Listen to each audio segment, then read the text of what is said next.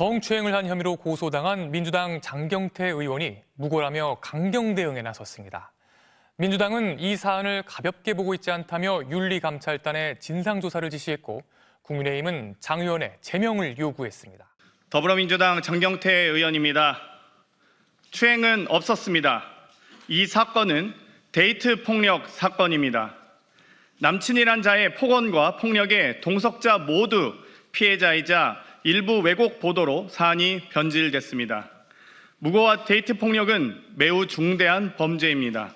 또한 자신의 범죄를 감추거나 정치적 이익을 위해 증거를 인멸하고 공작하는 것은 치졸한 범죄입니다. 이에 진실을 밝히고 강력하게 대응하고자 이 자리에 섰습니다. 당일 저는 지인의 초대로 뒤늦게 동석했습니다. 여의도에 있는 개방된 족발집이었고 다른 의원실 소속 보좌진으로 여자 4, 남자 2, 총 5명이었습니다. 당시 자리는 화기애애하게 진행되었고 다소 저에게도 불편한 상황들이 있었지만 그러려니 하고 넘어갔습니다. 그러던 중 갑자기 한 남성이 나타나 큰 소리를 지르며 폭력을 행사하기 시작했고 그 자리를 떠났습니다. 그 이후 누군가 남성의 폭력 행위를 막기 위해 경찰에 신고까지 하였고 경찰과 고소인의 여동생까지 와서야 상황이 정리되었다는 얘기를 들었습니다. 여성 동석자가 촬영한 영상을 확인하시면 될 것입니다. 또 그 당시 경찰 출동이 추행이었다면 저는 이미 무조건 조사를 받지 않았겠습니까? 전혀 그런 사실이 없습니다. 다음날 당시 동석자들과 연락을 주고받았고 동석자 중 A씨는 어제 너무 즐거웠다. 불미스러운 일이 있었지만 고소인 남자친구분이 오셔서 소리 지르고 그러셨다라며 불미스러운 일이 고소인의 남자친구인 국민의힘 소속 동대문구청장 보좌 직원으로 인한 일임을 분명히 말했습니다.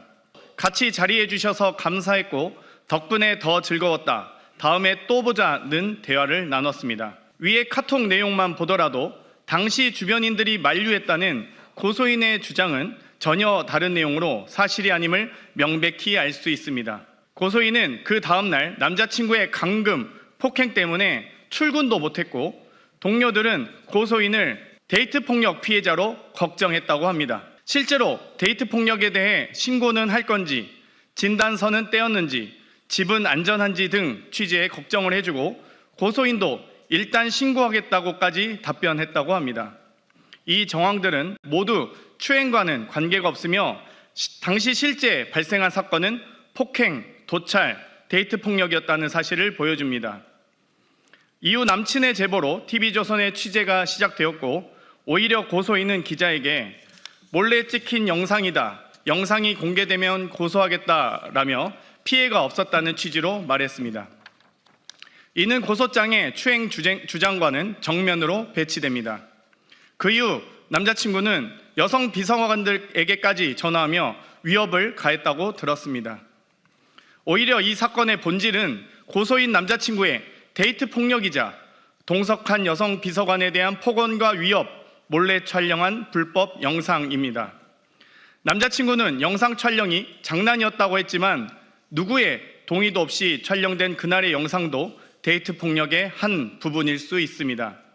앞으로 무고 및 추가 영상이 있는지에 대하여 경찰 수사 과정에서 밝혀져야 할 것입니다. 다음 날에도 폭언 폭력으로 인한 무단 결근이 있었고 보좌진과의 대화에서도 남자친구의 데이트 폭력에 대한 걱정이 전부였고 심지어 정신적 치료까지 받는다는 얘기를 들었었습니다. 그럼에도 무려 1년이 넘은 지금 고소장이 제출되었고 그 의도와 동기를 의심할 수밖에 없습니다. 이에 고소인을 무고죄로 고소하여 그 의도와 동기를 밝히겠습니다.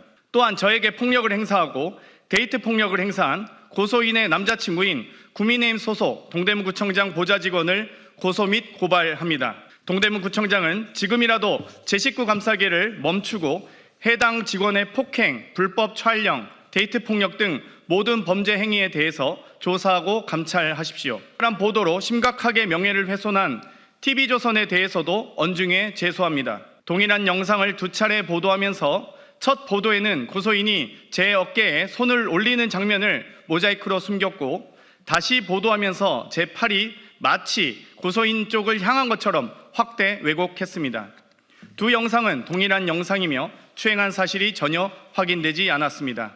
오히려 확연히 드러난 것은 고소인이 제 어깨에 손을 올리고 있는 장면입니다. 음성을 추가해 제대로 들리지도 않고 동작에도 맞지 않으며 고소인의 음성인지조차 확인되지 않은 소리를 악의적으로 편집하여 아니 왜 거기에 라고 단정하고 자막 처리했습니다. 이쯤 되면 이건 보도가 아니라 연출입니다. 영상 판독 등 가능한 모든 수단을 활용해 진실을 밝히겠습니다. 최초 진술을 들은 TV조선 황모 기자도 증인 요구하겠습니다. 기자로서 양심이 있다면 당시 고소인과의 통화 녹취를 공개하시기 바랍니다. 또 취재 중 데이트 폭력을 충분히 인지했을 텐데 데스크에 보고는 했는지 어떤 경로로 묵살한 것인지 여부에 대해서도 밝혀주시기 바랍니다. 더불어 저로 인해 정신치료를 받은 것처럼 보도한 동아일보에 대해 언중에 제소합니다. 해당 치료가 남친의 데이트 폭력으로 인한 것이었는지 진료 기록과 내용부터 경찰 출동 일지부터 확인하시기 바랍니다. 고소인의 허위 주장을 무분별하게 보도하거나 근거 없이 기자의 뇌피셜, 상상으로 보도한 부분에 대해서 언중이 제소 등 가능한 모든 조치를 취하겠습니다. 지금까지 고소인의 입장에서만 보도하신 만큼 추행은 일절 없었고 데이트 폭력만 가득했던 대화를 지금까지 보도한 만큼 꼭 보도해 주시기 바랍니다. 한 사람의 인생과 삶과 명예를 무너뜨리는 것은 매우 중대한 범죄입니다. 이미 증거는 충분합니다.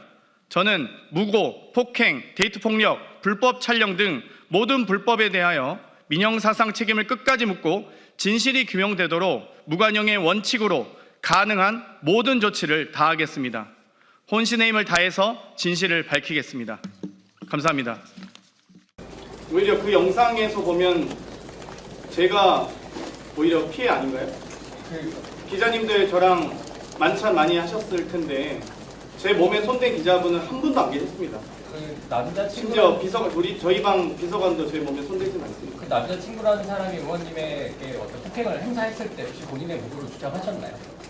그때 저는 그런 봉변을 당했다고 생각했기 때문에 그 자리를 피해야겠다.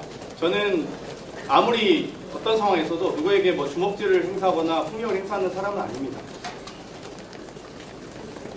그때 왜 그때 바로 어땠어요? 그 자리 자체의 성격을 저는 화기애애했다고 생각했고 또 동석자들과의 대화에서도 충분히 그런 대화 내용이 많이 가지고 있고요. 또 이 동석자들 간의 대화에서도 그런 내용은 전혀 발견되지 않습니다. 그러면 고소인께서 왜 지금 이 시점에서야 고소를 했다고 생각하시는지랑 그 남자친구분이 동대문구청장 소속임을 밝히신 특별한 이유가 있는지도 좀 좋습니다. 뭐 그 의도를 저도 의심하고 있고요. 그 부분은 경찰 수사 과정에서 충분히 밝혀지리라 확신합니다. 의원님 데이트 폭력도 당연히 문제지만 어쨌든 현재는 상황이 고소인이 성추행으로 의원님 고소한 상황이라서 이게 일각에서는 이제 물타기 시도 아니냐 이런 비판이 나올 수도 있을 것 같아서 이에 대해서는 좀 그랬다면 당시에 고소인이 소위 사건 당시에 저를 고소했다면 저는 아마 대응할 방법을 못 찾았을 겁니다. 심지어 당시 윤석열 정권에서 저는 아주 표적이 되어 있는 상황이었고요. 훨씬 더 고소인의 주장대로라면 수사가 원만하게 훨씬 더 신속하게 진행될 수 있는 아주 좋은 상황이었을 겁니다. 당연히. 지금 한 이유는 저도 모르겠지만 수사 과정에서 밝혀지라고 봅니다. 네, 이상 마치겠습니다. 꼭 보도해 주시길 바라겠습니다. 감사합니다.